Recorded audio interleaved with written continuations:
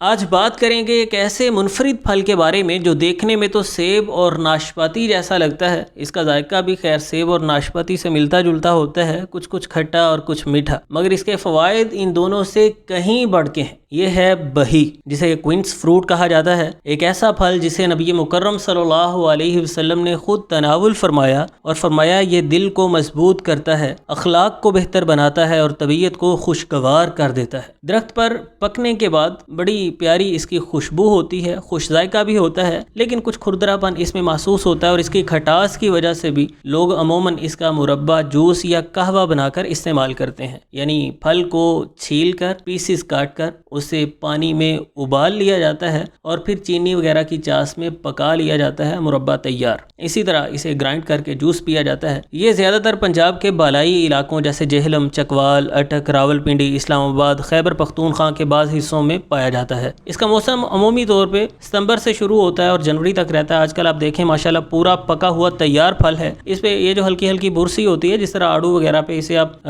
آسانی سے کپڑے وغیرہ کی مدد سے یا ہاتھ سے اتار سکتے ہیں، دھو بھی سکتے ہیں۔ یہ مدافعتی نظام کو طاقت دیتا ہے، دل کی قوت کو بحال کرتا ہے، شریانوں کو صحت مند رکھتا ہے، جس سے دوران خون بہتر رہتا ہے، برین ہیمرج کے، فالج کے خطرات کو کم کرتا ہے، معدے کو قوت دیتا ہے، قبض اور تیزابیت کو ختم کرتا ہے۔ اس میں کیلوریز بہت کم ہوتی ہیں، فائبر بہت زیادہ ہوتا ہے تو وزن کم کرنے میں مددگار ہے، جلد کو تر و تازہ اور چمکدار بناتا ہے، اعصاب کو سکون دے کر بہتر نیند لانے کا ذریعہ بنتا ہے۔ بہی کا مربع بھی دل کی تقویت کے لیے، معدے آنتوں کی طاقت کے لیے اور جسمانی توانائی کے لیے بہت اہمیت کا حامل ہے۔ شوگر کے مریض شہد میں اس کا مربع بنا سکتے ہیں تو وہ سیف ہو جائے گا، مناسب مقدار میں کھایا جا سکتا ہے۔ اگر بہی کا پھل پورا پکا ہوا ہو، مٹھاس ہو اس کے اندر، تو وہ گرمی سردی میں معتدل اور تر مزاج رکھتا ہے، جبکہ جس میں ترشی زیادہ ہو، کھٹاس زیادہ ہو، وہ سرد خشک ہوتا ہے۔ اور ان کے یہ جو بیج ہیں انہیں بیکار مت سمجھیے، یہ بہی دانہ کے نام سے جانے جاتے ہیں اور پھل سے کئی گنا مہنگے ملتے ہیں۔ ادویاتی طور پر زیادہ اس کے بیج استعمال ہوتے ہیں، جس پر ہم تفصیلی بات کر چکے ہیں۔ بہی دانہ کے فائدے فاروقی دواخانہ یوٹیوب پر سرچ کر کے وہ ڈیٹیلڈ ویڈیو دیکھی جا سکتی ہے۔